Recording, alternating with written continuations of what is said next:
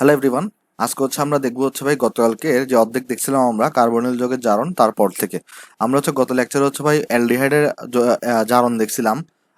Basically আজকে আমরা দেখবো কিটোনের জারণ। সো ওকে, চলো তাহলে আমরা স্টার্ট করি। তাহলে আমাদের টপিকের নাম হচ্ছে ভাই কার্বনিল যৌগের জারণ। তাহলে আমরা ফার্স্টে দেখবো কিটোনের জারণ। তো অলরেডি কিন্তু গতকালকে আমরা অ্যালডিহাইডের জারণটা দেখে আসছিলাম। সো আমি রিকমেন্ড করবো যে এই লেকচারটা দেখার আগে অবশ্যই যেন অ্যালডিহাইডের জারণটাও দেখে আসে, কারণ ওইখানের মধ্যে কিন্তু আমি আনুষঙ্গিক কিছু কথাবার্তা এখানে বলে ফেলছিলাম, মানে এই লেকচার রিলেটেড। ওকে, আচ্ছা, তাহলে চলো আমরা স্টার্ট করি কিটোনের জারণ। তো আমরা গতকালকার লেকচারে বলে আসছিলাম যে অ্যালডিহাইডের জারণটা তুলনামূলক ইজি ছিল, কিন্তু তোমার ভাই কিটোনের জারণ যেটা, এটা কিন্তু একটু ঝামেলা আছে এখানের মধ্যে। সো তোমাকে কিন্তু এগুলো লক্ষ্য রাখতে হবে। সো চলো, কি কি ঝামেলা হইতে পারে এবং কিটোনের জারণটা কিভাবে সোজা করা যায় এই ব্যবস্থা আমরা করি। সো প্রথমে আমি তোমাকে একটু করে বলে দিই, সেটা ভাই কার্বনিল মূলকের অবস্থানের ভিত্তিতে। তাহলে চলো আমি জিনিসটা তোমাকে এখানে লিখে দিই। কার্বনিল মূলকের অবস্থানের ভিত্তিতে অবস্থানের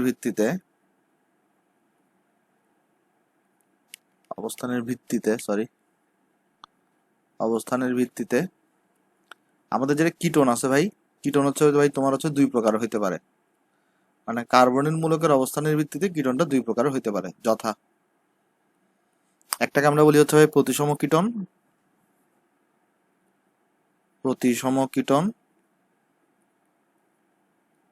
আর আরেকটাকে আমরা কি বলবো ভাই, 2 নাম্বার অপ্রতিসম কিটোন। খুব ভালোভাবে লক্ষ্য করো ভাই, এখান থেকে কোয়েশ্চন আসে কিটোনের জারণ থেকে। তো মানুষজন এই রুল না জানার কারণে এখানে ভুল করে ফেলে। তাহলে আমি জিনিসটা আরেকবার বোঝাই বলি। কার্বনিল মূলকের অবস্থানের ভিত্তিতে কিটোন হচ্ছে তোমার দুই প্রকার ভাই। তো একটা হচ্ছে ভাই তোমার প্রতিসম কিটোন, একটা হচ্ছে তোমার অপ্রতিসম কিটোন। এখন আমি চলে এক্সাম্পল দিই তোমাকে প্রতিসম কিটোনের, তাহলে তুমি আর বুঝতেও সুবিধা হবে। প্রতিসম কিটোন মানে এটা তো তোমার কার্বনিল মূলক, এটার দুই পাশে যে তোমার দেখো যেন ওটা সেম হবে, CH2 CH3। তো চলো আমি জিনিসটা ক্লিয়ার করে দিই, প্রতিসম কিটোন বলতে আসলে কি বোঝায়। প্রতিসম কিটোন বলতে বোঝায়, একটা জিনিস খেয়াল করে, এটা মেইন কার্যকরী মূলক না। তো কার্যকরী মূলকের সাথে যে কার্বনগুলো যুক্ত থাকে তাদেরকে আমরা কি বলি ভাই, আলফা কার্বন বলি। সো এটা হচ্ছে আমার সিওটা হচ্ছে আমার মেইন কার্যকরী মূলক। এইটা যে কার্বনের সাথে যুক্ত থাকে, যেমন এই কার্বনের সাথে যুক্ত, তাহলে এটা একটা আলফা কার্বন, এটা একটা আলফা কার্বন। প্রতিসম কিটোন বলতে বোঝায় যে তোমার এই যে দেখো, কার্যকরী মূলকটা যে কার্বনের সাথে যুক্ত, সেই কার্বনগুলোতে যদি হাইড্রোজেন সংখ্যা সমান থাকে, অথবা আমি এভাবে বলতে পারি, প্রতিসম কিটোন বলতে বোঝায় যদি আলফা কার্বনগুলোতে তোমার কি থাকে বলতো ভাই, হাইড্রোজেন সংখ্যা সমান থাকে, তাহলে সেটাকে আমরা কি বলতে পারি ভাই, প্রতিসম কিটোন বলতে পারি। ওকে, যেমন দেখো, এটাও কিন্তু অনেকের মনে একটা মিসকনসেপশন আছে, সেটা আমি ক্লিয়ার করে দিই। সেটা হচ্ছে সাপোজ ধরো তোমার এখানে আছে এরকম CH3 CH2 CH2 C double bond CH2 CH3। এখন আমি তোমাকে যদি জিজ্ঞেস করি এটা কি প্রতিসম নাকি অপ্রতিসম, ম্যাক্সিমাম মানুষের এটা আনসার দেওয়া হচ্ছে অপ্রতিসম। দেখো কেন আনসার দেয়, তখন ওরা বলে যেখানে তো ভাই 3 কার্বন, এখানে তো 2 কার্বন। ভাই প্রতিসম অপ্রতিসম এভাবে হিসাব হয় না। যদি আমরা অ্যালকিনের সময় পড়ে আসছিলাম, প্রতিসমটা কিভাবে হিসাব হয় দেখো, এই যে তোমার ভাই এখানে কার্যকরী মূলক দেখতেছো, কার্বনের মূলকটা, এটার সাথে যে কার্বনগুলো অ্যাড হওয়া আছে, সেগুলোকে আমরা বলি তোমার হচ্ছে ভাই আলফা কার্বন। এবং প্রতিসম অপ্রতিসম হিসাব হয় আলফা কার্বনের যুক্ত হাইড্রোজেন সংখ্যা থেকে। দেখো তো, এই যে ডান পাশে আলফা কার্বনের সাথে 2টা হাইড্রোজেন আছে, বাম পাশের আলফা কার্বনের সাথে 2টা হাইড্রোজেন আছে, অর্থাৎ 2টা আলফা কার্বনেরই হাইড্রোজেন সংখ্যা সমান। তাহলে এই যৌগটা কিন্তু তোমার একটা প্রতিসম কিটোন। ওকে, আশা করি জিনিসটা এখানে সবাই বুঝতে পারছো ভাই, প্রতিসম কিটোন জিনিসটা কি।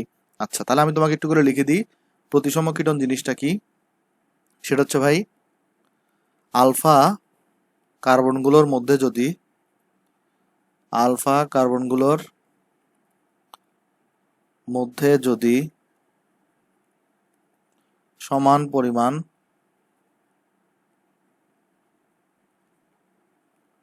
হাইড্রোজেন থাকে তবে তাকে প্রতিসম কিটোন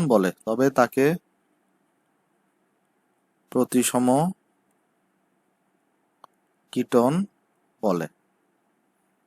তাহলে চলো জিনিসটা আমি আরেকবার ক্লিয়ার করে দিই তোমাকে। যেমন প্রতিসম কিটোনের এক্সাম্পল তাহলে কি দেখো তো, এখানে আমরা দিলাম দুটো এক্সাম্পল দিলাম। সেটা হচ্ছে ভাই দেখো, অনেকে মনে করে, আমি জাস্ট ফার্স্ট এক্সাম্পলটা দিছি কি, আমি তো অনেকে মনে করে কি বলি প্রতিসম মানে, অনেকে মনে করে যে এটা মেইন মাঝখানে আছে সিওটা, এখানে দুইটা, এখানে দুইটা, কার্বন দিয়ে বিচার করে। প্রতিসমতে কিন্তু কখনো ভাই কার্বন দিয়ে বিচার হয় না। প্রতিসমতে বিচার হবে তোমার হচ্ছে ভাই আলফা কার্বনে কয়টা হাইড্রোজেন আছে তার ভিত্তিতে। দেখো তো দোনোটা এক্সাম্পল, এই আলফা কার্বনে তোমার আবার একটু করে বলে দিই, আলফা কার্বন জিনিসটা কি, কার্যকরী মূলকের সাথে তোমার যেই কার্বনটা অ্যাড থাকে বা যুক্ত থাকে তাকে আমরা তোমার বলি হচ্ছে ভাই আলফা কার্বন।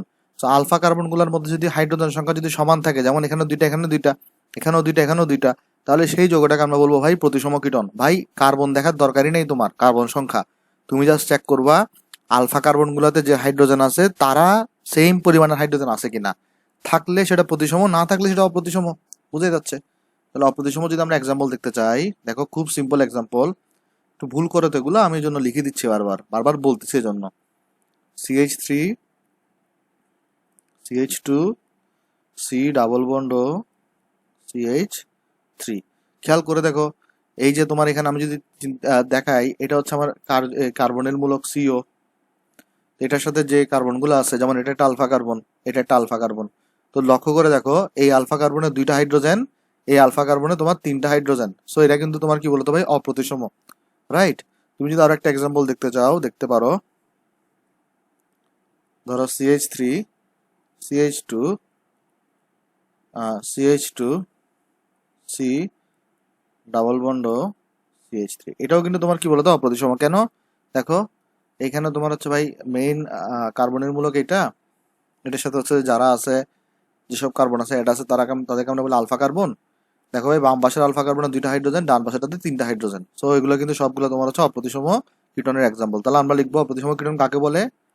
আলফা কার্বনগুলোর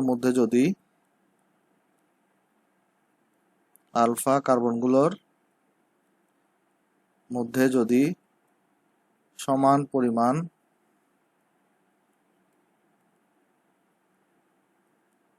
হাইড্রোজেন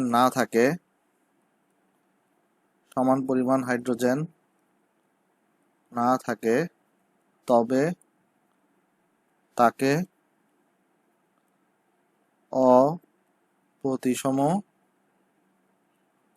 কীটন বলে। কি ভাই, আশা করি জিনিসটা এখানে সবাই বুঝতে পারছো। তাহলে চলো ভাই, তাহলে এখন তোমার মনে প্রশ্ন আসতে পারে, ভাই পড়তেছিলাম কীটনের জারণ, আর এখানে আপনি নিয়ে আসছেন অপ্রতিসম কীটনের ব্যাপার সেবার কেন? কারণ আমরা এখনই বুঝতে পারবো, এখানে কিছু রুল আছে। হ্যাঁ, আমরা রুলগুলো শিখবো এখানে। আমি তোমাকে দেখো তো গত লেকচারে কি বলে আসছি, আমি দেখাই তোমাকে। গত লেকচারে হচ্ছে আমরা বলে আসছি তোমার এরকম যে আমরা বলছিলাম তুমি অ্যালডিহাইডকে নাও অথবা তুমি কিটোনকে নাও না কেন, তুমি যদি দোনোটার যদি জারণ করো, অর্থাৎ তুমি কিটোনকেও যদি জারণ করো অথবা অ্যালডিহাইডকেও যদি জারণ করো, ধরো এখানে তুমি অ্যালডিহাইডকে নিছো, সরি কিটোনকে নিছো, আর তুমি ধরো এখানে অ্যালডিহাইডকে নিছো, ওকে? তারপর নিয়ে তুমি দোনোটারে কি করলা ভাই, জারণ করলা।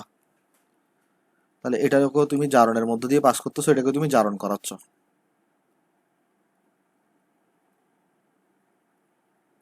তাহলে অলওয়েজ মনে রাখতে বলছিলাম আমি, সবসময় কি উৎপন্ন হবে ভাই, কার্বক্সিলিক অ্যাসিড তৈরি হবে।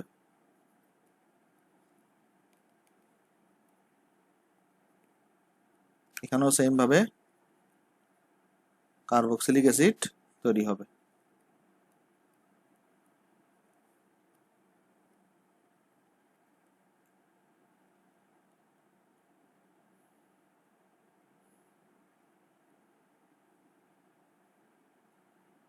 ওকে, এই জিনিসটা তো আমরা গতকালকে দেখে আসছিলাম যে তুমি অ্যালডিহাইড নাও, কিটোনকে নাও, যদি এদেরকে জারণ করো দোনোটাতেই কি তৈরি হবে, তোমার কার্বক্সিলিক অ্যাসিড তৈরি হবে। কিন্তু ডিফারেন্সটা কোথায় ছিল, যে অ্যালডিহাইড থেকে কার্বক্সিলিক অ্যাসিড তৈরি করা খুবই সোজা, কিটোনের মধ্যে কিন্তু ঝামেলা আছে। কিটোনের মধ্যে চলো আমরা কয়েকটা কেস পড়াই। কেস নাম্বার 1, ওই যে প্রতিসম কিটোনের জন্য আমরা এখন দেখবো। ফার্স্টে চলো প্রতিসম কিটোন। দেখো প্রতিসম কিটোনের মধ্যে কিন্তু আবার দুইটা সাব কেস আছে। কেন? দেখো আমি তোমার বুঝাই বলি, সাব কেস বলতে আসলে কি বুঝাইতেছি। দেখো এক ধরনের প্রতিসম কিটোনে দুই পাশে কার্বন সংখ্যা সমান, আর এক ধরনের প্রতিসম কিটোনে এক পাশে কার্বন সংখ্যা বেশি, এক পাশে কার্বন সংখ্যা কম, রাইট? দেখো আমার আরেকবার আমি বুঝাই বলি, তোমার প্রতিসম কিটোনের মধ্যে কিন্তু দুইটা সাব কেস আছে। কিরকম সাব কেস ভাই? দেখো যে তোমার এখানে এই প্রতিসম কিটোনের যে সিওটা আছে, একটার মধ্যে দুই পাশে কার্বন সংখ্যা সমান, আর আরেকটাতে তোমার হচ্ছে ভাই এক পাশে কার্বন সংখ্যা বেশি, এক পাশে কার্বন সংখ্যা তোমার হচ্ছে ভাই ডিফারেন্ট। ওকে, আচ্ছা, কিন্তু তুমি দেখো অপ্রতিসমের ক্ষেত্রে কিন্তু সাব কেস নাই। কেন? জিনিসটা চিন্তা করে দেখো, অপ্রতিসম মানেই হচ্ছে যে এইটার সিওর সাথে একদিকে থাকবে কার্বন সংখ্যা ছোট, একদিকে থাকবে তোমার বড়, একদিকে ছোট একদিকে বড়, কখনো সমান হবে না অপ্রতিসমতে। ওকে, কিন্তু প্রতিসমের মধ্যে এই দুই পাশে কার্বন সংখ্যা সমানও হইতে পারে, দুই পাশে কার্বন সংখ্যা ডিফারেন্ট মানে চেঞ্জও থাকতে পারে। একটা দেখো এদিকে ছোট, এদিকে তোমার বড়। ওকে, সো এই জিনিসগুলো একটু আমাদের লক্ষ্য রাখতে হবে। তাহলে চলো আমরা হচ্ছে যে ভাই এই সাব কেস 1 নিয়ে আলোচনা করি। তাহলে 1 নাম্বার সাব কেস, আমরা এখানে দিচ্ছি তোমার হচ্ছে ভাই 0 1। তো সাব কেস 0 1 আমরা কোনটাকে নিচ্ছি ভাই দেখো তো, আমরা হচ্ছে নিচ্ছি সাপোজ ধরো এটাকে, যে দুই পাশে সমান। আচ্ছা চলো আমি আগে বড়টা দিয়ে বোঝাই। ধরো এক পাশে বড়, এক পাশে ছোট। রুলসটা আমি লিখে দিই, তারপর আমি তোমাকে শিখিয়ে দিচ্ছি নিয়ম সিস্টেম তুমি কিভাবে করবা। তো ভাই দেখো, এক পাশে যদি বড় হয়, এক পাশে যদি ছোট হয়, যেমন দেখো এখানে এখানে কিসে, এই যে এই পাশে তোমার হচ্ছে ভাই দেখো কার্বন আছে 3টা, আর এই পাশে দেখো কার্বন আছে 2টা। ওকে, তাহলে যদি এক পাশে যদি বড়, এক পাশে যদি ছোট হয়, তাহলে যে বড় তার থেকে একজনকে বেনিশ করব। তাহলে কি করব ভাই? যে বড় তার থেকে একজনকে কি করব ভাই? বেনিশ করব। তাহলে আমি রুলটাকে লিখে দিই, আমি বুঝাই দিতেছি বেনিশের ব্যাপার স্যাপার এগুলা। তাহলে রুলটা হচ্ছে যে এইটার ক্ষেত্রে রুল হচ্ছে যে যে বড় তার থেকে একজনকে ভ্যানিশ করি। বুঝাইতেছি ভাই, প্যারা নিও না। যেমন চলো আমরা তাহলে একটা এক্সাম্পল দেখি। সাপোজ এটাকে তুমি নাও CH3 CH2 CH2 C double bond CH2 CH3 জারণ করাচ্ছ কার উপস্থিতিতে? ধরো পটাশিয়াম ডাইক্রোমেট এবং তোমার হচ্ছে ভাই তুমি এখানে দিচ্ছ হচ্ছে যে সাপোজ ধরো সালফিউরিক অ্যাসিড। ওকে, আচ্ছা, তো এখানের মধ্যে তাহলে কি দেখো তো কাহিনী কিসে, এখানের মধ্যে এটা কিন্তু 3টা কার্বন, এই পাশে কিন্তু 2টা কার্বন। তাহলে আমরা রুলস কি শিখছি? যে বড় তার থেকে একজনকে কি করি? ভ্যানিশ করি। তাহলে সাপোজ আমরা কি করব, এই একজনকে ধরো ভ্যানিশ করব। তাহলে কি আছে দেখো তো এখানে CH3 CH2 CH3 CH2, এটা কিন্তু ভ্যানিশ করে দিছো না? দেখো একটা জিনিস, কিটোন থেকে তো অবভিয়াসলি কার্বক্সিলিক অ্যাসিড তৈরি হবে। তো যেখানে ভ্যানিশ করে দিবা ওইখানে তুমি একটা COOH কে লাগাই দিবা। ওকে, তাহলে সিস্টেম বুঝিয়ে আসো, সিস্টেম বুঝিয়ে আসো। সেটা হচ্ছে যে ভাই যে বড় তার থেকে একজনকে ভ্যানিশ করি। তাহলে যেটা করব, যে বড় তার থেকে যে কোনো একজনকে ভ্যানিশ করে দিছি, যারেই ভ্যানিশ করব ভাই সে এই ভ্যানিশের জায়গাটাতে আমরা একটা COH লাগাই দিব। ওকে, আশা করি এতটুকু ভাই বুঝতে কারো কোনো প্রবলেম নাই। তো আমি আশা করতেছি তোমরা এতটুকু জিনিসটা এখানে বুঝতে পারছো। আর এখানে তাহলে দেখো বাকিটাতে কি হবে, তাহলে বাকিটাতে দেখো আমি তোমাকে বলি, আরেকটা কি আছে, CH3 CH2 আছে। ওকে, আর এর সাথে একটা CO আছে। তাহলে এখানে সম্মিলিতভাবে কি পাবা দেখো, ফার্স্টে তুমি এই CH3 প্লাস দাও, CH3 CH2 কে লিখে ফেলো। দেন এই যে দেখো তো এখানে একটা তোমার তো লাগবে এটা কার্বক্সিলিক অ্যাসিড, এটার সাথে তো শুধুমাত্র CO আছে। তার কার্বক্সিলিক অ্যাসিড বানানোর জন্য তোমার আরেকটা OH লাগবে। দেখো এখানে শুধুমাত্র CO আছে না, যেমন জিনিসটা আমি বুঝাই বলি। দেখো এই পাশে তো কাজ শেষ, যে বড় তার থেকে একজনকে বেনিশ করছি, সেই জায়গাতে COH বসাইছি। আর এই পাশে দেখো তো ভাই CH3 CH2 আছে, এর সাথে একটা CO আছে। না আমার তো কার্বক্সিলিক অ্যাসিড লাগবে, তাহলে একটা OH লাগবে।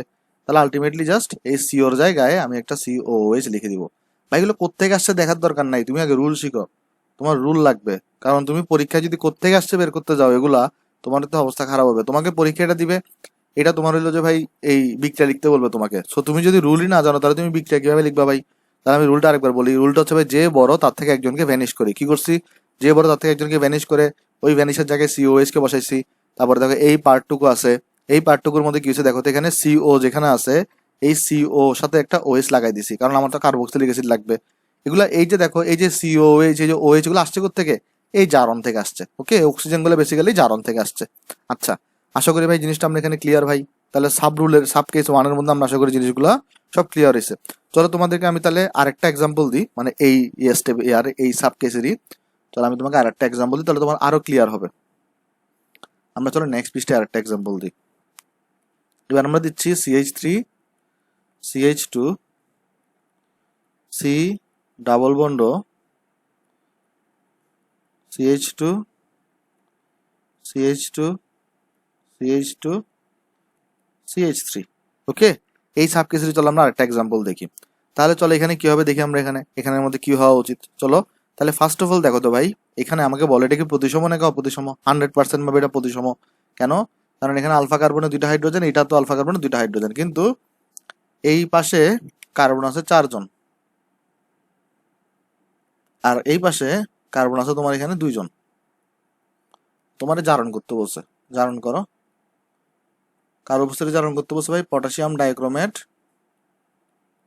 এবং তুমি এখানে সালফিউরিক অ্যাসিড। আমরা কি রুল শিখছি ভাই? যদি এরকম যদি বড় ছোট হয় তাহলে সিস্টেম কি? বড় ছোট হলে সিস্টেম হচ্ছে তোমার ভাই, যে বড় তার থেকে একজনকে ভ্যানিশ করে দিব। তাহলে তার থেকে একজনকে এই মানুষটা আমরা ভ্যানিশ করে দিব। তাহলে এখানে কি পাচ্ছি দেখো, তাহলে আমি এই পাশ থেকে এগিয়ে চলো। তাহলে দেখো এখানে কি পাচ্ছ, CH3 CH2 CH2, এই ভ্যানিশের জায়গায় একটা COOH কে বসাই দিব। তাহলে এখানে পাচ্ছি দেখো CH3 CH2 CH2, ওই CH2 যেটা ভ্যানিশ আছে সেটার জায়গায় একটা COOH কে বসাই দিব প্লাস। তারপর দেখো এই পাশে কি আছে, CH3 CH2 CO আছে, তাহলে এই CO এর সাথে জাস্ট একটা OH লাগাই দিব, অর্থাৎ CH3 CH2 COOH। কারণ তোমার ফাইনালি কার্বক্সিলিক অ্যাসিড তোমার তৈরি করতে হবে। তো এখানে একটা জিনিস লক্ষ্য করে দেখো, সেটা হচ্ছে ভাই তোমার এখানে এই যৌগটাতে, টোটাল এই যৌগটাতে এখানে 4টা কার্বন, এখানে 2টা কার্বন, এখানে একটা কার্বন, তাহলে টোটাল 7টা কার্বন। কিন্তু এইখানে দেখো ইন্ডিভিজুয়াল এই যৌগটাতে 4টা কার্বন, আর এই যৌগটাতে 3টা কার্বন। হ্যাঁ ঠিক আছে, সবগুলা এখানে ডান পাশেও 7টা কার্বন, বাম পাশেও 7টা কার্বন, কিন্তু ইন্ডিভিজুয়াল যদি যৌগ চিন্তা করো তাহলে দেখো এই বড় যৌগটাতে ছিল 7টা কার্বন, ইন্ডিভিজুয়াল একটা যৌগ চিন্তা করলে কিন্তু 4টা কার্বন হয়ে যাচ্ছে। আবার এই যৌগ ইন্ডিভিজুয়াল এই যৌগটা চিন্তা করে তাহলে কিন্তু 3টা কার্বন হয়ে যাচ্ছে। অর্থাৎ আমি বলতে যাচ্ছি, দেখো খেয়াল করে দেখো, অ্যালডিহাইডের তুমি যখন তোমার জারণ করছো, অ্যালডিহাইডের জারণে কিন্তু কার্বন সংখ্যার কোনো চেঞ্জ হয় নাই, কিন্তু কিটোনের জারণে কিন্তু কার্বন সংখ্যা ইন্ডিভিজুয়াল যৌগে কিন্তু তোমার হচ্ছে কমে যাচ্ছে। কিন্তু হ্যাঁ ঠিক আছে, মোট ঠিক আছে, ডান পাশেও 7টা বাম পাশেও 7টা, মোট ঠিক আছে, কিন্তু ইন্ডিভিজুয়াল যৌগ চিন্তা করো, কার্বন কিন্তু এখানে কমে যাচ্ছে। যেমন আগের এক্সাম্পলও দেখো, এখানে দেখো এই বাম পাশের যৌগটাতে টোটাল কার্বন কয়টা? এখানে 2টা, এখানে 3টা, এখানে একটা, মোট কার্বন এখানে 6 কার্বন। এখানে দেখো এখানে 3টা, এখানেও তোমার 3টা, মোট ঠিক আছে, কিন্তু ইন্ডিভিজুয়াল যদি একটা যৌগ চিন্তা করো তাহলে কিন্তু সেখানে কার্বন সংখ্যা কমে যাচ্ছে। তাহলে অ্যালডিহাইড থেকে যখন তুমি কার্বক্সিলিক অ্যাসিড তৈরি করছো, এই ক্ষেত্রে কিন্তু তোমার কার্বন সংখ্যা অপরিবর্তনীয় ছিল, আনচেঞ্জ ছিল। যতটা অ্যালডিহাইডে কার্বন, ততটাই একটা কার্বক্সিলিক অ্যাসিডে কার্বন ছিল। কিন্তু এখানে কি হচ্ছে, কার্বন সংখ্যা কমে গেছে। এই জিনিসটা একটু লক্ষ্য রাখিও, কারণ মাঝে মাঝে এমসিকিউতে জিজ্ঞেস করে যে কিটোনের জারণে কি হয়, কার্বন সংখ্যা বাড়ে, কমে, অপরিবর্তনীয় থাকে, অথবা নান অফ দ্য অ্যাবভ, মানে কোনোটাই না। তো তোমাকে তখন এভাবে জিনিসগুলো উত্তর দিতে হবে। আশা করি এই জিনিসটা এখানে সবাই বুঝতে পারছো ভাই, এবং আমরা আশা করতেছি যে তুমি কেস নাম্বার 1টা বুঝতে পারছো, সাব কেস নাম্বার 1। তাহলে চলো এবার আমরা দেখি তাহলে সাব কেস নাম্বার 2 সেখানে কি হবে। রুল সোজা ভাই, একটা একটা বুঝে গেছো না, তাহলে দেখবে রুল সব সোজা লাগতেছে। এবার সাব কেস 2, আমরা ওই প্রতিসম কিটোনেরই বলতেছি কিন্তু। তাহলে জিনিসটা কিরকম হবে এবার, CH3 CH2 C double bond ও CH2 CH2। দেখো তো ভাই সাব কেস 1-এ কি ছিল? সাব কেস 1-এ ছিল তোমার হচ্ছে ভাই, এই যে তোমার এই যে প্রতিসম কিটোন ছিল, এবং এই যে CO এটার দুই পাশে কার্বন সংখ্যা ডিফারেন্ট ছিল। আর এখানে দেখো সাব কেস 2-তে কি হচ্ছে, প্রতিসম কিটোনই কিন্তু তোমার দুই পাশে কার্বন সংখ্যা সমান। এই ক্ষেত্রে তুমি কি করবা? এক্ষেত্রে তোমার কি মনে হয় কি করবা তুমি? দেখো এবার আমি যদি তোমাকে কোশ্চেন করি, এক্ষেত্রে তোমার কি মনে হয় তুমি কি করবা? এক্ষেত্রে দুটোটাতে সমান, তাহলে কেউ তো অধিক প্রাধান্য পাবে না। তাহলে এখানে যেটা করবা সেটা হচ্ছে যে যাকে ইচ্ছা বা যে প্রান্ত দিক ইচ্ছা সেই প্রান্ত থেকে একজনকে ভ্যানিশ করবো, বাকিটা লিখে ফেলবো। তাহলে এই ক্ষেত্রে রুল কি দেখো তো, এক্ষেত্রে রুল হচ্ছে যে দিক থেকে ইচ্ছা সেদিক থেকে একজনকে ভ্যানিশ করি, যেদিক থেকে ইচ্ছা সেদিক থেকে একজনকে ভ্যানিশ করি, সেদিক থেকে, কারণ যে পাশ থেকে ভ্যানিশ করো না কেন তোমার হলো যে রেজাল্ট সেম আসবে, একজনকে ভ্যানিশ করি। তাহলে সাপোজ আমি তোমাকে দেখাই এই যোগটা দিয়ে, CH3 CH2 C double bond ও CH2 CH3, এটাকে তুমি যদি জারণ করো K2 CR2 O7 দ্বারা, আর হচ্ছে ভাই এখানে ইয়া করো সালফিউরিক অ্যাসিড দ্বারা H2SO4। ভাই এই রুল যারা জানে না এগুলো আন্দাজে মারে, আন্দাজে মারলে কিন্তু তোমার নর্মালি ভুল হওয়ার চান্সই বেশি। তাহলে আমি চলো এদিক থেকে এটারে ভ্যানিশ করতেছি। তো বুঝতে পারতেছো ভ্যানিশ যেখানে করবা সেখানে কি করবে, একটা COOH কে লাগাই দিবা, তাহলে একটা CH3 দাও, এই CH2 তো ভ্যানিশ হয়ে গেছে, এই জায়গায় একটা COOH কে লাগাই দাও প্লাস। তাহলে বাকি থাকতেছে কি দেখো, এখানে CH3 CH2 CO, এই CO এর সাথে একটা OH কে লাগাই দাও, তাহলে এখানে থাকতেছে CH3 CH2 COOH। দেখো মোট কার্বন কিন্তু চেঞ্জ হচ্ছে না, এখানেও 5 কার্বন, এখানে 2 কার্বন, এখানে 3 কার্বন, ডান পাশেও কিন্তু মোট 5 কার্বন, কিন্তু ইন্ডিভিজুয়াল যোগে কিন্তু একটা করে, মানে তোমার হচ্ছে আসলে ভাই ইন্ডিভিজুয়াল যোগে কিন্তু প্রত্যেকটা যোগেই দেখো কার্বন সংখ্যা কিন্তু কমে যাচ্ছে, একটা কমতেছে, দুইটা কমতেছে, কারো ক্ষেত্রে 3টা কমতেছে। তো একটু লক্ষ্য রাখবা বিষয়টা, ওকে। তাহলে আমাদের সাব কেস 2ও শেষ আলোচনা করা, আমরা চলো তাহলে এবার কেস নাম্বার 2 দেখি। কেস নাম্বার 2 এবং সাব কেস 1 প্রায় সিমিলার। তাহলে আমরা দেখি কেস নাম্বার 2। কেস নাম্বার 2 তোমার কি দেখো তো, অপ্রতিসম কীটন। আমরা তো কেস নাম্বার 1 দেখছিলাম প্রতিসম কীটনের জন্য, অপ্রতিসম কীটন। চলো জিনিসটা আমরা এখানে লক্ষ্য করি। অপ্রতিসম কীটন মানে কি হবে দেখো, তোমার একটা যদি এক্সাম্পল দিই, CH3 CH2 C double bond CH3। দেখো এখানের মধ্যে এই আলফা কার্বনের 2টা হাইড্রোজেন, এই আলফা কার্বনের 3টা হাইড্রোজেন, রাইট। এটাও একটা আলফা কার্বন, এটাও একটা আলফা কার্বন। আরেকটা জিনিস লক্ষ্য করে দেখো, এখানে এই পাশে 2টা কার্বন, এই পাশে একটা কার্বন। সো অপ্রতিসম কীটনের ক্ষেত্রে যে রুলগুলা সেটা আসলে এই সাব কেস 1 যেটা বলছি না, এটা রুলের সমান, অর্থাৎ যে বড় তার থেকে একজনকে ভ্যানিশ করি। তাহলে এই ক্ষেত্রে রুল কি হবে বলো তো, নতুন কোনো রুল নাই ভাই, এই ক্ষেত্রে রুল হচ্ছে যে তোমার যে বড় তার থেকে একজনকে ভ্যানিশ করি, যে বড়। ভাই এখান থেকে কিন্তু প্রচুর কোয়েশ্চন আসে, সো একটু ভালো করে পড়ো, তার থেকে একজনকে ভ্যানিশ করি। রুল না জানলে তোমার জন্য অনেক কঠিন হয়ে যাবে, ভ্যানিশ করি। রুল তো কঠিন কিছু না রে ভাই, সোজা জিনিস। তাহলে দেখো CH3 CH2 C double bond CH3। তো তুমি এখানে জারণ করাচ্ছ পটাশিয়াম ডাইক্রোমেট এবং সালফিউরিক অ্যাসিডের উপস্থিতিতে। তাহলে কাহিনী কি হবে ভাই, যে বড় তার থেকে একজনকে ভ্যানিশ করব। তাহলে এই পাশের মধ্যে এবং এই পাশের মধ্যে দেখো এ বড়, তাহলে এর থেকে একজনকে ভ্যানিশ করব। তাহলে এটা যদি ভ্যানিশ হয়ে যায়, তাহলে এখানে থাকতেছে CH3, ওই ভ্যানিশ হওয়ার জায়গায় একটা COOH এসে বসবে। আর দেখো ডান পাশে আছে শুধু CH3 CO, ওই CH3 CO এর সাথে একটা OH এসে বসবে, শেষ কাজ। এই পাশেও 4টা কার্বন, এই পাশে দেখো ইন্ডিভিজুয়ালি 2টা কার্বন, 2টা কার্বন। তাহলে আমরা আরেকটা এক্সাম্পল দেখে আসো। ধরো CH3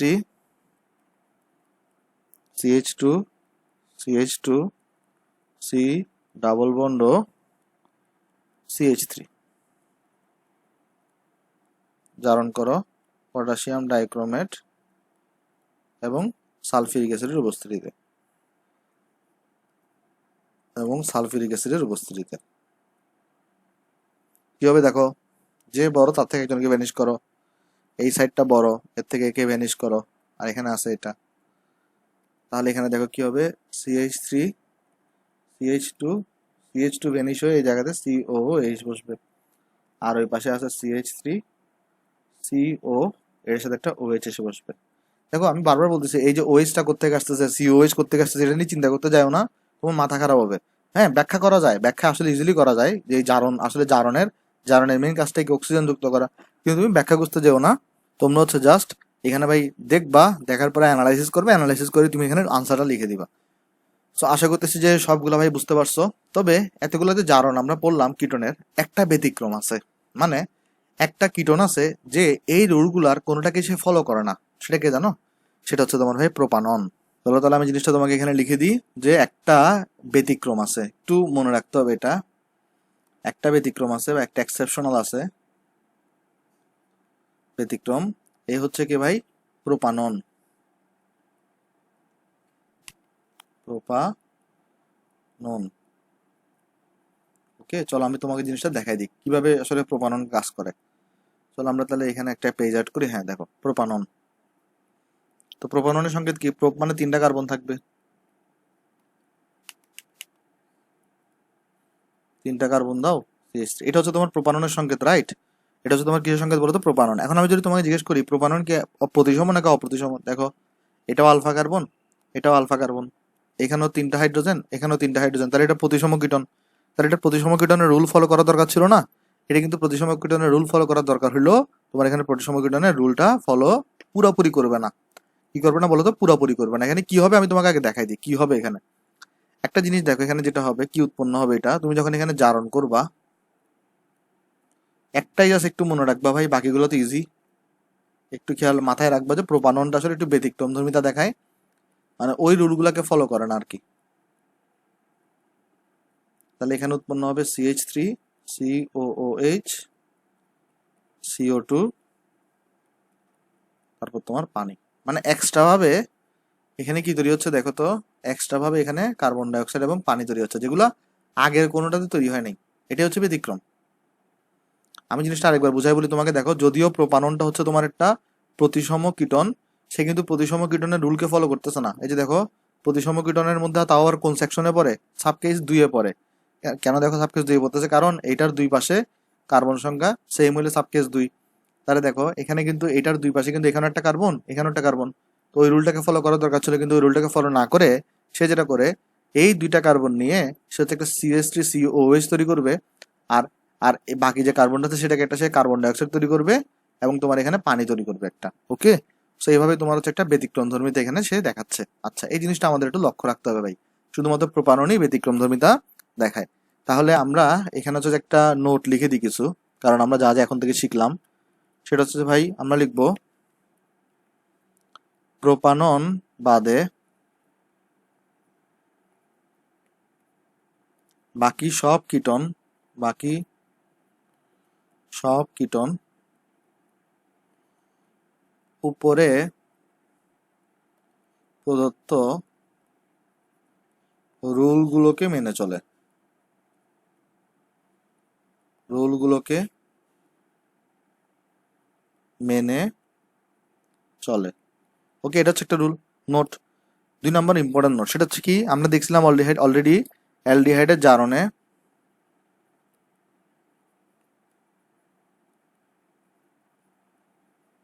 অ্যালডিহাইডের জারণে কার্বন সংখ্যার পরিবর্তন হয় না।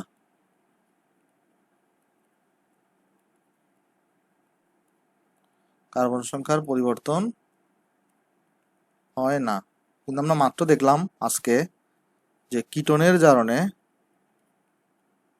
তুমি যদি একটা ইন্ডিভিজুয়াল যৌগের কথা চিন্তা করো, তাহলে কিটোনের জারণে কিন্তু কার্বন সংখ্যা কমে যায়। তো আমরা বলতে পারি কিটোনের জারণে ইন্ডিভিজুয়াল যৌগে, মানে টোটাল তো ঠিক থাকে, কিন্তু ইন্ডিভিজুয়াল যৌগে মানে আলাদা আলাদা যৌগে কার্বন সংখ্যা কমে যায়। ওকে, আমি আশা করতেছি জিনিসটা তোমরা সবাই এখানে বুঝতে পারছো ভাই। আচ্ছা, তাহলে চলো আমরা নেক্সটে যাই। নেক্সটে আসা হচ্ছে আমাদের ভাই অ্যালডিহাইডের বিজারণ। চলো আমরা এই জিনিসটাকে অ্যানালাইসিস করার চেষ্টা করি। অ্যালডিহাইডের বিজারণ হলো সেম ভাই, মানে তোমার হলো যে একটু এখানের মধ্যে কি হয় আমি তোমার বলি, তোমরা অ্যালডিহাইডের বিজারণগুলো আগেই পড়ে আসছো, আমি তোমাকে দেখাই দিই। এই যে অ্যালডিহাইড আছে না, অ্যালডিহাইডকে দুইটা পদ্ধতিতে বিজারণ করা যায়। অ্যালডিহাইডকে চাইলে আমরা কয়টা পদ্ধতিতে বিজারণ করতে পারি ভাই? 2টা পদ্ধতিতে। কিভাবে কিভাবে দেখো, একটা হচ্ছে ভাই তোমার লিথিয়াম অ্যালুমিনিয়াম টেট্রাহাইড্রেট দ্বারা। তুমি একটা বিজারণ কিভাবে করতে পারো ভাই? লিথিয়াম অ্যালুমিনিয়াম টেট্রাহাইড্রেট দ্বারা। এটা হচ্ছে ক্লিমেনসন বিজারণ দ্বারা। তাহলে অ্যালডিহাইডকে তুমি একটা করতে পারো লিথিয়াম অ্যালুমিনিয়াম টেট্রাহাইড্রেট দ্বারা, আরেকটা তুমি করতে পারো হচ্ছে ভাই ক্লিমেনসন বিজারণ দ্বারা। মানে এই দুইটা পদ্ধতিতে তুমি অ্যালডিহাইডের মধ্যে বিজারণ ঘটাইতে পারো। যেমন আমরা যদি একটা অ্যালডিহাইডকে নিই, সাপোজ ধরো তোমার হচ্ছে, আমি একটা এক্সাম্পল দিচ্ছি এখানে, ধরো CH3 CH ওকে নিছো, আর এখানে তুমি সেম ভাবে CH3 CH ওকে নিছো অ্যালডিহাইডকে। চলো আগে আমি তোমাকে ক্লিমেনসন বিজারণটা দেখাই। ক্লিমেনসন বিজারণে কি হইতো, তুমি এখানে একটা 4H দিতা, তারপর তুমি এখানে দিতা জিঙ্ক অ্যামালগাম দিতা, তারপর তুমি এখানে নিচে HCl কে দিতা। এগুলো সব আমরা পড়ে আসছি, অ্যালকেন প্রস্তুতিতে পড়ছি আমরা এগুলা। HCl কে দিতা, দেন কি হইতো দেখো, দেন তোমার এখানে যেটা হইতো সেটা হচ্ছে ভাই অ্যালকেন তৈরি হইতো, রাইট? এখানে তোমার হচ্ছে ভাই ক্লিমেনসন বিজারণে কি তৈরি হইতো? অ্যালকেন তৈরি হইতো। আর এখানে দেখো, তুমি যদি ধরো এখানে লিথিয়াম অ্যালুমিনিয়াম টেট্রাহাইড্রেটকে দাও, তারপর তো লিথিয়াম অ্যালুমিনিয়াম টেট্রাহাইড্রেট দেওয়া মানে এ একা ইন্ডিভিজুয়ালি ম্যাক্সিমাম 4টা হাইড্রোজেন সাপ্লাই করতে পারে ম্যাক্সিমাম। তাহলে সে ধরো 2টা হাইড্রোজেন সাপ্লাই করলো। তো 2টা হাইড্রোজেন সাপ্লাই করলে কি হবে দেখো, একটা হাইড্রোজেন এই সি এর সাথে বসবে, একটা হাইড্রোজেন ও এর সাথে বসবে। তাহলে এখানে আলটিমেটলি তৈরি হবে তোমার CH3 CH2 OH। তাহলে কিসে দেখো, একটা হাইড্রোজেন ও এর সাথে গেছে OH, একটা হাইড্রোজেন সি এর সাথে গেছে, তাহলে CH2 হয়েছে। সো এইভাবে তোমার হচ্ছে ভাই যদি তুমি লিথিয়াম অ্যালুমিনিয়াম টেট্রাহাইড্রেট ইউজ করো তাহলে তুমি অ্যালডিহাইড থেকে অ্যালকোহল পাবা, খুবই ইম্পর্টেন্ট এটা। এখানে তুমি কি পাচ্ছ ভাই, অ্যালডিহাইড থেকে অনেক সময় তোমাকে হচ্ছে অ্যালডিহাইড থেকে অ্যালকোহলে যাইতে হবে। তো এই জিনিসটা খুবই ভালোভাবে মনে রাখবা। আর এখানে হচ্ছে তুমি অ্যালডিহাইড থেকে যদি কখনো কিটোনে যাইতে হয় তোমার হচ্ছে যে ভাই সেই ক্ষেত্রে হচ্ছে ক্লিমেনসন, সরি কিটোন বলতেছি, অ্যালকেনে যদি যাইতে হয় তোমার, তাহলে তোমার হচ্ছে ভাই ক্লিমেনসন বিজারণ কি ইউজ করা লাগবে। কিটোন না কিন্তু এটা অ্যালকেন, আমি একটু ভুলে বলে গেছি, সরি ভাই। তাহলে দেখো ক্লিমেনসন বিজারণ এবং এই লিথিয়াম অ্যালুমিনিয়াম টেট্রাহাইড্রেট, এটা লক্ষ্য রাখবা, গুলা খুবই ইম্পর্টেন্ট ভাই। তাহলে চলো আমরা এরপরে যাই। এরপরে হচ্ছে মোটামুটি আমরা এখন দেখবো তো তোমার, আমরা অনেকগুলো তো বিক্রিয়া দেখলাম, আমরা এখন একটা সামারি করার চেষ্টা করবো যে অ্যালডিহাইড এবং কিটোনের বিক্রিয়াগুলার সামারি আমরা যে কয়েকটা লেকচার ধরে যে দেখতেছি। তাহলে আমি তোমাকে তাহলে সামারির জন্য একটা ছক করে দিই এখানে। এই সামারি থেকে তুমি অনেক কিছু মানে সহজে তোমার রিভিশন হয়ে যাবে আসলে। দেখো সামারিতে কি কি থাকবে এখানে। আমরা ফার্স্টে লিখতেছি হচ্ছে ভাই এখানে বিক্রিয়ার নাম,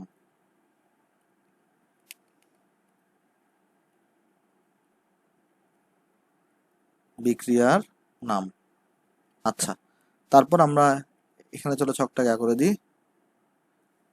দেন আমরা হচ্ছে যে এখানে লিখবো হচ্ছে বিক্রিয়ক, মানে ওই বিক্রিয়া আমরা কি কি বিক্রিয়ক ইউজ করি। তারপর এখানে আমরা লিখবো তোমার হচ্ছে ভাই উৎপন্ন পদার্থ,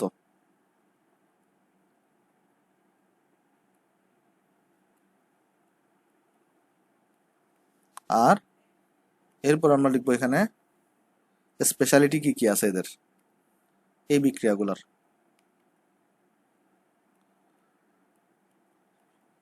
আচ্ছা, তাহলে চলো আমরা দেখি আস্তে আস্তে। ফার্স্ট আমরা দেখবো একটা ইম্পর্টেন্ট বিক্রিয়া যেটার নাম হচ্ছে অ্যালডোল ঘনীভবন বিক্রিয়া। অ্যালডোল ঘনীভবন বিক্রিয়া।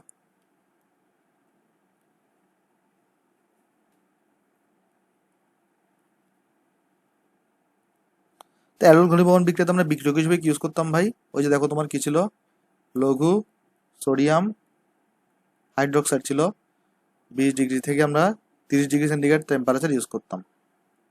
এবং এখানে কি তৈরি হইতো ভাই, উৎপন্ন পদার্থকে আমরা কি বলতাম ভাই, অ্যালডোল বলতাম।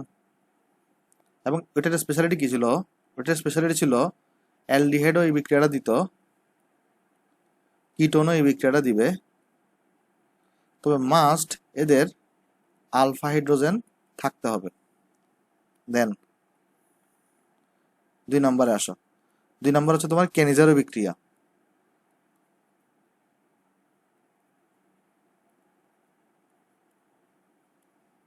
ভাই কেনিজারো বিক্রিয়ার মধ্যে যেটা হইতো, এখানে হচ্ছে গাঢ় সোডিয়াম হাইড্রোক্সাইডকে আমরা ইউজ করতাম, তবে এখানেও আমাদের টেম্পারেচার 20 ডিগ্রি সেন্টিগ্রেড থেকে 30 ডিগ্রি সেন্টিগ্রেড ইউজ করা হইতো।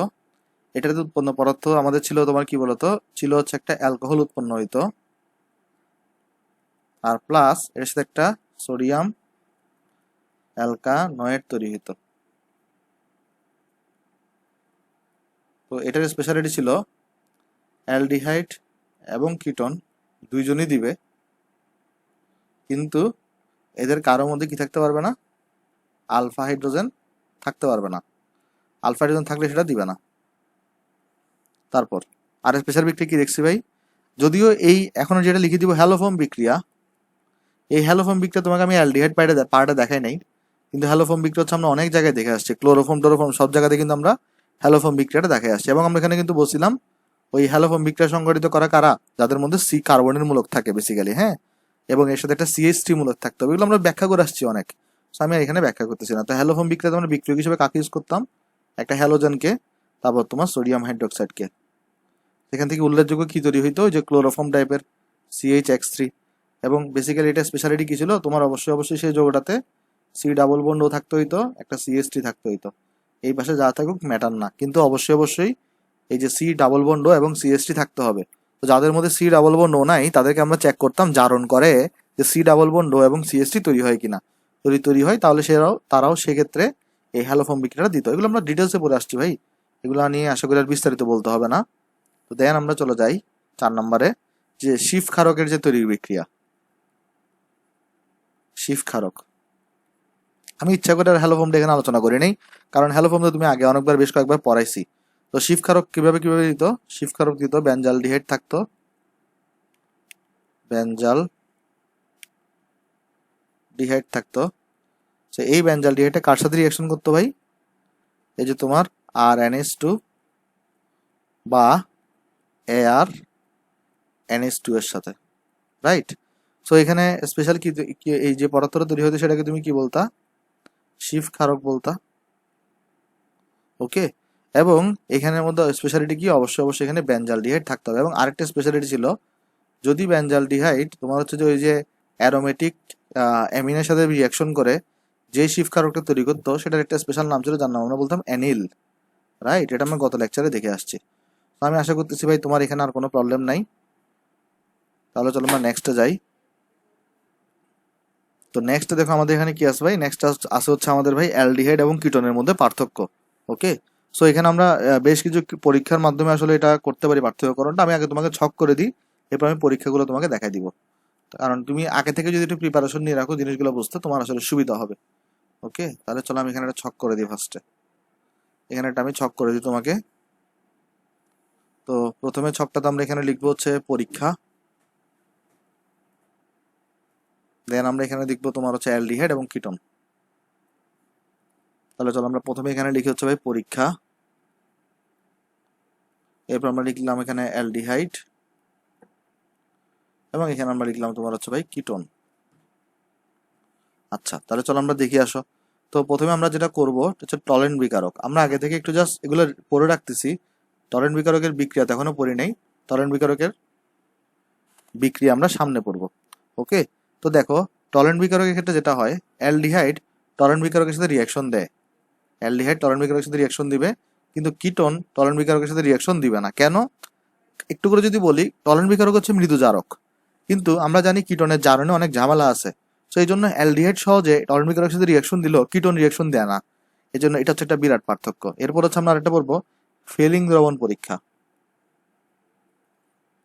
এই ফেলিং দ্রবণ পরীক্ষাটাও অ্যালডিহাইড দিবে কিন্তু কিটোন দিবে না। সেম কারণ, ফেলিং দ্রবণটাও তোমার মৃদু জারক, তো কিটোনেরকে যেহেতু জারণ করা বেশ ঝামেলা, সেজন্য আসলে ফেলিং জারকটা দিতে পারে না। আরেকটা আছে তোমার 2,4 ডিএনপি টেস্ট। সো এই পরীক্ষাটা অ্যালডিহাইডও দিবে কিটোনও দিবে, অর্থাৎ বেসিক্যালি এই পরীক্ষা দ্বারা তুমি অ্যালডিহাইড এবং কিটোন আছে এটা শনাক্ত করতে পারবা। দেন অ্যালডিহাইড এবং কিটোনকে যদি তোমার আলাদা করতে চাও তাহলে উপরে দুটো পরীক্ষা যে কোনো একটা করতে হবে। কারণ কেন? উপরে দুটো পরীক্ষা যে কোনো একটা তোমার হলো যে টলেন্ট বিকারক অ্যালডিহাইড দিবে কিন্তু কিটোন দিবে না। আচ্ছা, দেন তুমি আরেকটা জিনিস করতে পারো, শিফ ক্ষারক তৈরি করার মাধ্যমে দেখতে পারো। আমরা অলরেডি দেখে আসছি শিফ ক্ষারক কে তৈরি করে শুধুমাত্র বেঞ্জালডিহাইড, আর বেঞ্জালডিহাইড হচ্ছে একটা অ্যালডিহাইড। তার মানে কিটোন কিন্তু শিফ ক্ষারক তৈরি করে না, তাহলে অ্যালডিহাইড থেকে কিন্তু শিফ ক্ষারক তৈরি করা যায়। ওকে, আচ্ছা, তারপর পলিমার গঠন। পলিমার গঠন, তো এখানে অ্যালডিহাইড গুলা সহজে পলিমার গঠন করে, সহজে পলিমার গঠন করে, কিন্তু কিটোন সহজে পলিমার গঠন করে না, সহজে পলিমার গঠন করে না। ওকে, আচ্ছা, তারপর দেখে আসো বিজারণ।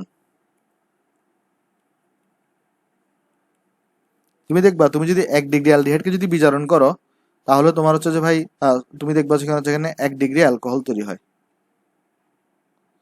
আর তুমি যদি কিটোনকে যদি বিজারণ করো দেখবা সেখানে 2 ডিগ্রি অ্যালকোহল তৈরি হচ্ছে। এটা আমরা আগেও দেখে আসছি এগুলো, হ্যাঁ, জাস্ট একটু লিখে দিচ্ছি এখানে সামারি আকারে। ওকে, সো এই ছকটা মুখস্থ রাখবা, কারণ তোমাকে দেখবে এই ছকটা মনে রাখলে তোমার হচ্ছে যে অনেক ম্যাথে তোমাকে হেল্প করবে। মানে এমসিকিউতে আসে এই জিনিসটা, রিটার্নে আসতে পারে, রিটার্নে আসতে পারে, সো তোমাকে জিনিসটা অনেক হেল্প করবে এখানে। আচ্ছা, আশা করি জিনিসটা এখানে সবাই বুঝতে পারছো ভাই। দেন চলো আমরা নেক্সটে চলে যাই। নেক্সট আছে হচ্ছে আমাদের কার্বনিল মূলক শনাক্তকরণের পরীক্ষা। তো বেসিক্যালি কি হবে, আমরা প্রথমে আজকে পড়বো হচ্ছে ডিএনপিএইচ পরীক্ষা। তো এই ডিএনপিএইচ পরীক্ষাটা কারা দিবে? বেসিক্যালি এটা হচ্ছে যাদের মধ্যে কার্বনের মূলক থাকবে তারাই হচ্ছে এই রিয়াকশনটা দিতে পারবে।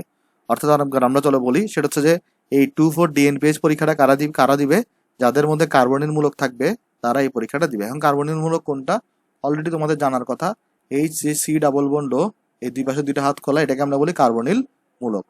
সো এটাকে বেসিক্যালি আমরা বলতেছি তোমার হচ্ছে কার্বনিল মূলক, এবং যাদের মধ্যে কার্বনের মূলক থাকবে তারা এই 2,4 ডিএনপিএইচ পরীক্ষাটা দিবে।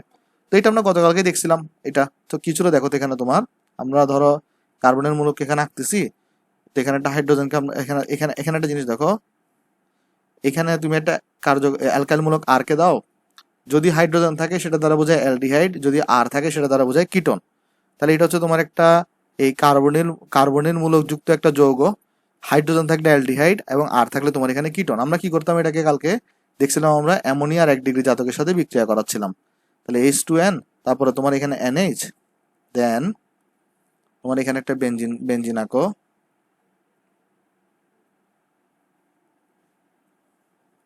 তারপর তুমি এখানে বেঞ্জিনের শেপটা দাও, দেন তুমি এখানে একটা NO2 কে লিখো, এখানেও তুমি একটা NO2 কে লিখো। আচ্ছা, আমি গতদিন একটা মিস্টেক হয়েছিল আমার, সেটা হচ্ছে আমি বলছিলাম উৎপাদের যৌগটাকে হচ্ছে 2,4 ডিএনপিএইচ, আসলে একটু মিস্টেক হয়েছে ভাই, সরি ভাই। এই যে দেখো না, এই যৌগটা যেটা আছে এটাকে বলা হয় তোমার হচ্ছে 2,4 ডিএনপিএইচ।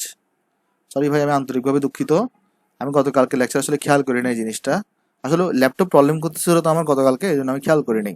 সো এটা হচ্ছে ভাই এটাকে বলা হয় 2,4 ডিএনপি বা 2,4 ডিএনপিএইচ। ডিএনপিএইচ কেন বলে দেখো, এখানে নাইট্রো দুইটা আছে না, তো আমি যদি কার্বন সঙ্গে হিসাব করাই, এটা তোমার 1 নাম্বার কার্বন, এটা 2 নাম্বার, এটা 3 নাম্বার, এটা 4 নাম্বার, এটা 5, এটা 6। তাহলে দেখো তো এই নাইট্রোগুলো 2 এবং 4 নাম্বারে, তাই 2,4, দুইটা নাইট্রো আছে জন্য ডাই নাইট্রো, এটাকে আমরা বলি ফিনাইল দিলাম, আর এটাকে বলা হয় হাইড্রাজিন, এখানে হাইড্রাজিনের জন্য এইচ আসছে। ওকে, এটা যদি, সরি ভাই আমি এটা আসলে গতকালকে খেয়াল করিনি, আন্তরিকভাবে দুঃখিত আমি। তাহলে এটার নাম কি দেখো তো, 2,4 ডাই, মানে আমি গতকালকে যে ভুলটা করছিলাম সেটা কি, আমি উৎপাদকে বলছিলাম এই যৌগটার নাম, মানে 2,4 ডিএনপিএইচ আমি বলছিলাম উৎপাদক, আসলে উৎপাদক না, এই যৌগটার নামই হচ্ছে 2,4 ডিএনপিএইচ, ডাইনাইট্রো ফিনাইল হাইড্রোজেন। পরে আমি যখন ভিডিও চেক করতেছি তখন দেখলাম আপলোড করার পরে যে এই ভুলটা আমি করছি। আচ্ছা, তাহলে এটা হচ্ছে 2,4 ডাইনাইট্রো ফিনাইল হাইড্রোজেন। আচ্ছা, দেন এখানে যখন রিয়াকশন করতো কি হতো ভাই দেখো তো, আমরা দেখে আসছিলাম অলরেডি, সেটা হচ্ছে এই দুইটা হাইড্রোজেন এই অক্সিজেনের সাথে যুক্ত হয়ে পানি তৈরি করতো, এবং প্লাস বাকিটা যেটা হইতো, এই টোটাল অংশটা এই নাইট্রোজেনের সাথে অ্যাড হয়ে যেত, অর্থাৎ আর সি এইচ অথবা আর ডাবল বন্ড দিয়ে নাইট্রোজেনের সাথে অ্যাড হইতো। নাইট্রোজেনে তো হাইড্রোজেন নাই, তাহলে এখানে একটা NH, আর এখানে তোমার বেঞ্জিনের শেপটাকে তুমি এঁকে দাও,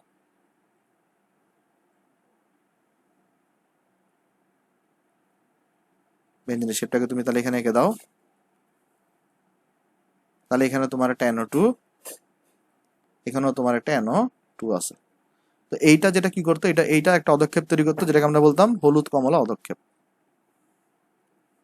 এটার অদক্ষেপটা কালার কি ছিল ভাই, হলুদ কমলা অদক্ষেপ তৈরি করত।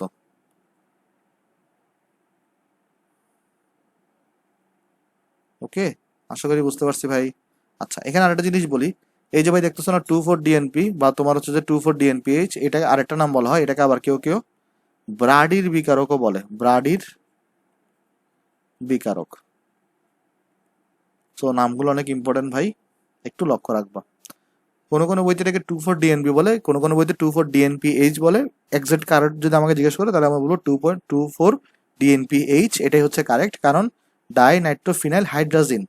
সো এখানে কিন্তু দেখো এইচ না থাকলে কিন্তু হাইড্রাজিনটা বুঝতে পারতেছো না, সো এইচ থাকতে হবে। ওকে, সো এভাবেই হচ্ছে তুমি দেখো এই কার্বনের মূলকটাকে শনাক্ত করতে পারবো। অর্থাৎ দেখো এই বিক্রিয়াটা কিন্তু অ্যালডিহাইডও দিবে, এই বিক্রিয়াটা কিন্তু কিটোনও দিবে। ওকে, তাহলে এই বিক্রিয়াটা কে কে দিবে, এই বিক্রিয়াটা অ্যালডিহাইডও দিবে, এই বিক্রিয়াটা তোমার কিটোনও দিবে। বেসিক্যালি যাদের মধ্যে কার্বনের মূলকটা থাকবে তারাই এই বিক্রিয়াটা দিবে। আশা করি ভাই বুঝতে পারছো এখানে, এবং তোমার এখানে কোনো প্রবলেম নাই। চলো তাহলে আমরা নেক্সটে যাই। নেক্সটে হচ্ছে আমাদের আছে মেবি টলেন বিকারক, দাঁড়াও দেখি, নেক্সটে যাই। নেক্সট হচ্ছে আমাদের টলেন্ট বিকারক পরীক্ষা। সো টলেন্ট বিকারক পরীক্ষাটা কে কে দিবে দেখো। টলেন্ট বিকারক পরীক্ষাটা তোমার হচ্ছে ভাই অ্যালডিহাইড দিবে, কিন্তু টলেন্ট বিকারকের পরীক্ষাটা কিটোন দিবে না। ওকে, আচ্ছা। তো প্রথম কথা ভাই, টলেন্ট বিকারক পরীক্ষা পড়ার আগে আমার তো আগে পড়তে হবে টলেন্ট বিকারক কি জিনিস। টলেন্ট বিকারক পরীক্ষা পড়ার আগে আমার পড়তে হবে টলেন্ট বিকারক বলতে আমি কি বুঝি। তাহলে আমি তোমাকে লিখে দিই, টলেন্ট বিকারকের সংকেতটা লিখে দিই আগে। দেখো টলেন্ট বিকারক এটা মনে রাখবা, silver nitrate plus sodium hydroxide plus ammonium hydroxide, এই তিনটা জিনিসের সম্মিলন মানে সম্মিলিতভাবেই কি, এই তিনটা জিনিসকে সম্মিলিতভাবেই কি তৈরি করা হয় বলতো, টলেন্ট বিকারকটা তৈরি করা হয়। ওকে, আচ্ছা। তাহলে আমি তোমাকে একটু করে বুঝাই বলি। এই যে অ্যামোনিয়াম হাইড্রোক্সাইড দেখতেছো না, এটাকে বলা হয় অ্যামোনিয়ার দ্রবণ। তাহলে এখানে যে অ্যামোনিয়াম হাইড্রোক্সাইডটা আছে, বেসিক্যালি এটাকে কি বলা হয়, অ্যামোনিয়ার দ্রবণ বলা হয়। কেন অ্যামোনিয়ার দ্রবণ বলা হয়? কারণ তুমি দেখো অ্যামোনিয়ার সাথে পানি যুক্ত করো, দেন দেখবে এখানে অ্যামোনিয়া এই দ্রবণটা এই জিনিসটা তৈরি হচ্ছে, অ্যামোনিয়াম হাইড্রোক্সাইড। দেখো না, অ্যামোনিয়ার সাথে তুমি যদি পানি যুক্ত করো দেখবে এটা তৈরি হচ্ছে, এই জন্য এটাকে কি বলা হয়, NH4OH-টাকে অ্যামোনিয়ার দ্রবণ বলা হয়। আচ্ছা, আর এখানে দেখো এই যে বাকি যে জিনিসটা দেখতেছো, এই silver nitrate plus sodium hydroxide, এটাকে বলা হয় তোমার বর্ণহীন দ্রবণ, সিলভার নাইট্রেটের বর্ণহীন দ্রবণ। তাহলে এটাকে কি বলা হয় দেখো, এই টোটাল জিনিসটাকে বলা হয় সিলভার নাইট্রেটের বর্ণহীন দ্রবণ, বর্ণহীন দ্রবণ। কেউ কেউ এটাকে বলা হয়, বলে ক্ষারযুক্ত, এই ক্ষারযুক্ত সিলভার নাইট্রেটের বর্ণহীন দ্রবণ। কেউ কেউ কোনো কোনো বইতে শুধুমাত্র দেওয়া এই জিনিস টোটাল জিনিসটাকে কি, সিলভার নাইট্রেটের বর্ণহীন দ্রবণ, কোনো কোনো বইতে দেওয়া ক্ষারযুক্ত সিলভার নাইট্রেটের বর্ণহীন দ্রবণ। তুমি একটা লিখলেই চলবে এখানে। ওকে, আশা করি জিনিসটা এখানে বুঝতে পারছো। তাহলে দেখো এখন যদি আমি টলেন্ট বিকারক যদি সংজ্ঞা লিখতে যেতাম, তাহলে আমি সংজ্ঞা কি লিখবো, আমি লিখবো এরকম, অ্যামোনিয়ার দ্রবণে মিশ্রিত, অ্যামোনিয়ার দ্রবণে মিশ্রিত সিলভার নাইট্রেটের বর্ণহীন দ্রবণকে আমরা বলবো টলেন্ট বিকারক। ওকে, তাহলে আমি চলো সংজ্ঞাটা একবার লিখে দিই, তারপর তোমাকে আরেকবার বুঝাই দিচ্ছি আমি। টলেন্ট বিকারক যদি তোমাকে কেউ সংজ্ঞা জিজ্ঞেস করে, তুমি বলবা অ্যামোনিয়ার দ্রবণে মিশ্রিত, অ্যামোনিয়ার দ্রবণে মিশ্রিত, অ্যামোনিয়ার দ্রবণে মিশ্রিত সিলভার নাইট্রেটের, সিলভার নাইট্রেটের বর্ণহীন দ্রবণকে, বর্ণহীন দ্রবণকে টলেন্ট বিকারক বলে, টলেন্ট বিকারক বলে। চলো জিনিসটা আমি তোমাকে এখানে বুঝাই দিই। দেখো সেটা হচ্ছে যে এই অ্যামোনিয়াম হাইড্রোক্সাইডকে আমরা বলছি তোমার হচ্ছে ভাই অ্যামোনিয়ার দ্রবণ। তাহলে এই অ্যামোনিয়ার দ্রবণে মিশ্রিত সিলভার নাইট্রেটের বর্ণহীন দ্রবণ, টোটালটাকে আমরা বলতেছি সিলভার নাইট্রেটের বর্ণহীন দ্রবণ, এটাকে আমরা এই তোমার টলেন্ট বিকারক বলে। তুমি এটাকে চাইলে লিখতে পারো ক্ষারযুক্ত সিলভার নাইট্রেটের বর্ণহীন দ্রবণ, তখন এখানে যাচ্ছে টাকে ক্ষারযুক্ত লিখে দিবা। কিন্তু আসলে অনেকগুলো বইতে দেওয়া নেই বলে আমি লিখতেছি না জিনিসটাকে, এই সংজ্ঞাটা আসলে দেওয়া আছে, সো এটা লিখলেও চলবে তোমার এখানে। হ্যাঁ, এখানে দেখো প্রথমে কি হবে, প্রথমে আগে এই দুইটা রিয়াকশন করবে, মানে সিলভার নাইট্রেট আর সোডিয়াম হাইড্রোক্সাইড রিয়াকশন করবে, রিয়াকশন করে তোমার তৈরি করবে সিলভার হাইড্রোক্সাইড। দেখো না, এই যে এজি ওই যে সাথে যুক্ত হবে, এটা NO3 সাথে যুক্ত হবে, আর তৈরি করবে তোমার হচ্ছে ভাই সোডিয়াম নাইট্রেট। এখানের মধ্যে সিলভার হাইড্রোক্সাইড যে অংশটা আছে না ভাই, এই সিলভার হাইড্রোক্সাইড রিয়াকশন করবে আবার এই অ্যামোনিয়াম হাইড্রোক্সাইডের সাথে, 2 অ্যামোনিয়াম হাইড্রোক্সাইডের সাথে রিয়াকশন করবে। ওকে, এবং রিয়াকশনের ফলে তৈরি করবে তোমার এখানে সিলভার NH3 2OH এবং তোমার এখানে 2 মোল পানি। তাহলে আলটিমেটলি দেখো তো কি এখানে এই ফার্স্ট হচ্ছে যে সিলভার নাইট্রেট এবং সোডিয়াম হাইড্রোক্সাইড রিয়াকশন করে সিলভার হাইড্রোক্সাইড এবং সোডিয়াম নাইট্রেট তৈরি করছে, দেন এই সিলভার হাইড্রোক্সাইডটা আবার এই অ্যামোনিয়াম হাইড্রোক্সাইডের সাথে রিয়াকশন করে এই যৌগটা তৈরি করছে। এই যৌগের যদি আমরা নাম লিখতে চাই, তোমরা যারা মোলের পর্যাবৃত্ত ধর্ম পড়ে আসছো তারা নিশ্চয়ই এটার নাম জানবে। এটার নাম হচ্ছে তোমার diamine, diamine silver hydroxide, diamine silver hydroxide, hydroxide. Okay, তাহলে এখানে কাহিনী কিছু দেখো, এই সিলভার হাইড্রোক্সাইডটা তাহলে অ্যামোনিয়াম হাইড্রোক্সাইডের সাথে রিয়াকশন করে এটা উৎপন্ন হয়েছে। তাহলে একটা জিনিস লক্ষ্য করে দেখো, টলেন্ট বিকারক তো এই তিনটা জিনিস নিয়ে গঠিত ছিল, প্রথমে দুইটা জিনিস মিলে এটা তৈরি হয়েছে, পরে এই দুইটা থেকে যেটা আউটপুট সিলভার হাইড্রোক্সাইড সেটা আবার এটার সাথে রিয়াকশন করে এই যৌগটা তৈরি হয়েছে। তাহলে আমি কি এটা বলতে পারি ফাইনালি টলেন্ট বিকারকের আউটপুট হচ্ছে যে এই diamine silver nitrate silver hydroxide. এটা খেয়াল করো না, আমি তোমাকে জিনিসটা বুঝাই বলি। দেখো, টলেন্ট বিকারক কি তিনটা জিনিস নিয়ে গঠিত ছিল, তো এই তিনটা জিনিস নিজেরা নিজেরা বিক্রিয়া করে ফাইনালি এই যৌগটা তৈরি করছে। ফাইনালি দেখো এই যৌগটা, পানি ছাড়া চিন্তা করো, এই যৌগটা এখানে তৈরি করছে। তাহলে এটা হচ্ছে ফাইনাল আউটপুট। তাহলে এটা হচ্ছে টলেন্ট বিকারকের ফাইনাল আউটপুট, ঠিক আছে? তাহলে টলেন্ট বিকারক এই তিনটা জিনিস নিয়ে গঠিত ছিল, এই তিনটা মিলিয়ে তোমার এখানে আলটিমেটলি এই জিনিসটা এখানে তৈরি করছে। তো বিক্রিয়ায় কিন্তু আমরা এটাকেই দেখাবো। তাহলে কি হবে দেখো, এখন এখন যখন অ্যালডিহাইড যখন এটার সাথে রিয়াকশন করবে তখন কি হবে দেখো। তোমার সাপোজ ধরো তুমি একটা ফার্স্টে অ্যালডিহাইডকে নাও, অর্থাৎ CH3 CHO কে নিছো, দেন তুমি রিয়াকশন করবে কিন্তু কার সাথে, এটার সাথে। কারণ আলটিমেটলি টলেন্ট বিকারক এই তিনটা নিয়ে গঠিত ছিল, তিনটা মিলে আলটিমেটলি ফাইনাল এটা তৈরি হয়েছে। তো আমরা টলেন্ট বিকারকের সাথে যখন রিয়াকশন করাবো তখন কিন্তু আমরা এখানে লিখবো সিলভার, তারপরে তোমার এখানে NH3 2, এটার সাথে আমরা থাকবে এখানে তাহলে ভাই OH। এখানে আসলে বেসিক্যালি 2 মোলকে নিতে হবে সমতা করার জন্য। তো আমরা যদি দেখি এরপর এখানে কি তৈরি হবে, 2 মোল সিলভার, এখানে সিলভারের অধক্ষেপ তৈরি হবে, প্লাস এখানে তোমার তৈরি হবে CH3 COO NH4 তৈরি হবে তোমার একটা, প্লাস 3NH3 তৈরি হবে, প্লাস তোমার এখানে পানি তৈরি হবে। চলো আমি তোমাকে একটু করে বুঝাই বলি এখানে কি কি হচ্ছে। দেখো, এখানের মধ্যে যেটা হবে ফার্স্ট অফ অল, এই যে সিলভারটা দেখতেছো না, এই 2 সিলভার আকারে তোমার হচ্ছে সিলভারের অধক্ষেপ পড়বে। আর সিলভারের অধক্ষেপকে আমরা কি বলি, সিলভার দর্পণ বলি।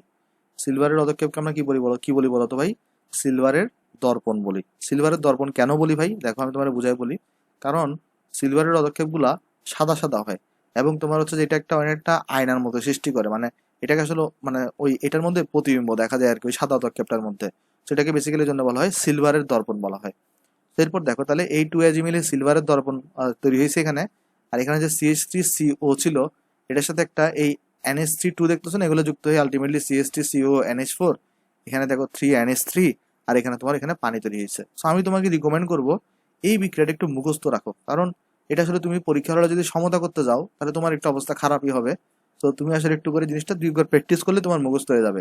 কিন্তু আমাদের আমাদের এই বিক্রিয়াটাতে কিন্তু এগুলো ইম্পর্টেন্ট না, আমাদের এই বিক্রিয়াটাতে ইম্পর্টেন্ট হচ্ছে এইটা। আমাদের এই বিক্রিয়াটাতে ইম্পর্টেন্ট জিনিস হচ্ছে ভাই এই জিনিসটা। জাস্ট আমার তাহলে কি হলো দেখো, এই অ্যালডিহাইড আলটিমেটলি ফাইনাল টলেন্ট বিকারকের সাথে রিয়াকশন করে। দেখো, অ্যালডিহাইড এই টলেন্ট বিকারকের সাথে রিয়াকশন করে সিলভার দর্পণ তৈরি করে, মানে সিলভারের অধক্ষেপ আর কি। এখন তুমি বলতে পারো ভাই, প্রথমে তো বলে আসছিলেন টলেন্ট বিকারক এইটা, এটারই কেন লিখলেন? কারণ এগুলো তো মিলেই তো এটা তৈরি হয়ে গেছে ফাইনালি। আমি তিনটাকে না লিখে একটাকে লিখছি, তাহলে আমার আসলে সমাধা করতে সুবিধা হবে, এই জন্য আমি একটাকে লিখছি, এটাকে আমি টলেন্ট বিকারক বলতেছি। মানে চাইলে তুমি টলেন্ট বিকারক এটাকেও বলতে পারো, অথবা চাইলে তুমি এখানেও এটাকেও বলতে পারো, কিন্তু এটাকে বলাটাই বেটার, কারণ এটা থেকেই তো ফাইনালি এটা তৈরি হয়েছে, রাইট? আমরা টলেন্ট বিকারক যদি সংজ্ঞা জিজ্ঞেস করে তাহলে এটাকেই লিখবো। আর যখন আমরা পরীক্ষায় টলেন্ট বিকারকের যখন যখন কোনো টলেন্ট বিকারককে যখন আমরা কোনো বিক্রিয়া ইউজ করব, আমি তোমাকে আরেকবার বোঝাই বলি, টলেন্ট বিকারক কাকে বলে জিজ্ঞেস করলে তুমি পরীক্ষায় এই সংজ্ঞাটা লিখবা, কিন্তু যদি তুমি কোনো বিক্রিয়ায় যদি টলেন্ট বিকারক ইউজ করো তখন তুমি এই সংকেতটা লিখবা। কেন?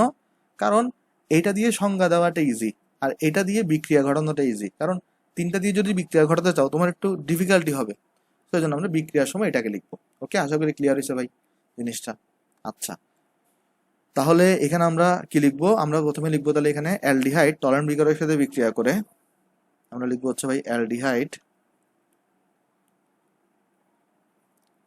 টলেন্ট বিকারকের সাথে বিক্রিয়া করে, টলেন্ট বিকারকের সাথে বিক্রিয়া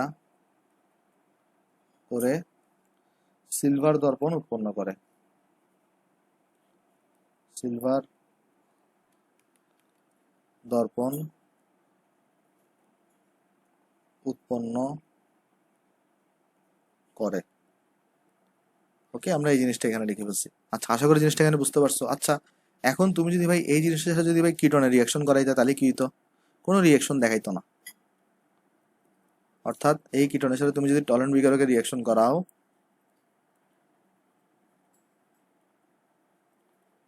তাহলে এখানে সে কি দেখাবে, নো রিয়াকশন।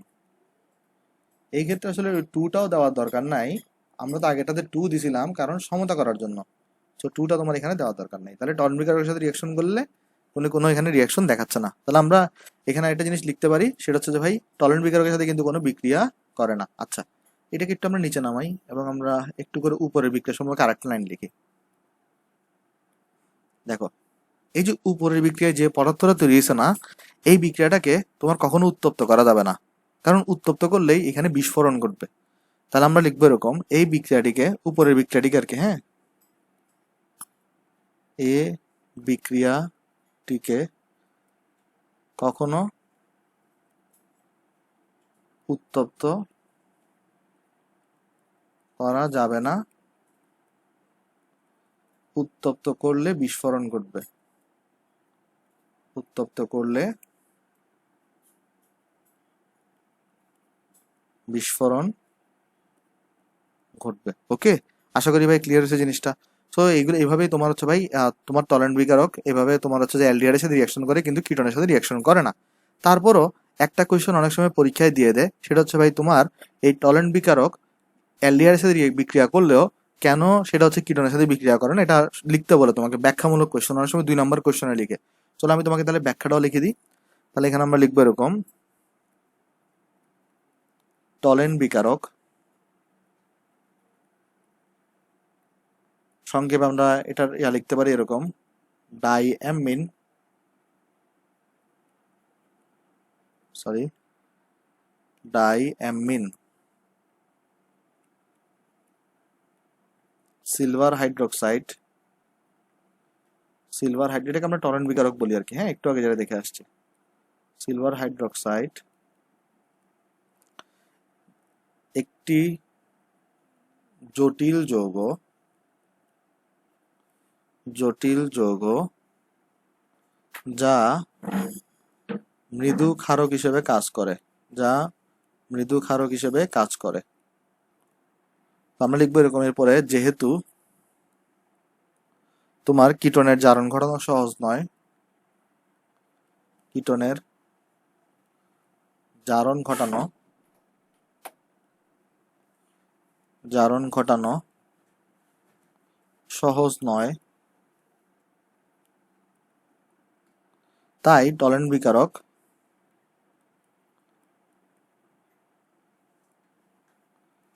তাই টলেন বিকারক কিটোনের জারণ ঘটাতে পারে না, কিটোনের জারণ ঘটাতে পারে না ভাই, অ্যাজ নর্মাল জিনিস। কারণ দেখো, টলেন বিকারক তো তোমার হচ্ছে ভাই মৃদু জারক, তো কিটোন তো হচ্ছে যে কিটোনের জারণটা একটু ডিফিকাল্ট আছে। সো এই জন্য তোমার হচ্ছে যে টলেন বিকারকটা কি করতে পারে না, কিটোনের জারণ ঘটাতে পারে না, যেহেতু সেটা মৃদু জারক হিসেবে কাজ করে। তাহলে মনে রাখবা, এই জারণ ঘটাতে পারে না, জারণ যদি না ঘটায় এবং নো রিয়াকশন দেখাবে, মানে কোনো রিয়াকশন দেখাবে না, এবং নো রিয়াকশন দেখায়। ওকে, আশা করি ক্লিয়ার ভাই জিনিসটা। এরপরে দেখো আমরা লিখবো কি, অন্যদিকে, অন্যদিকে অ্যালডিহাইডের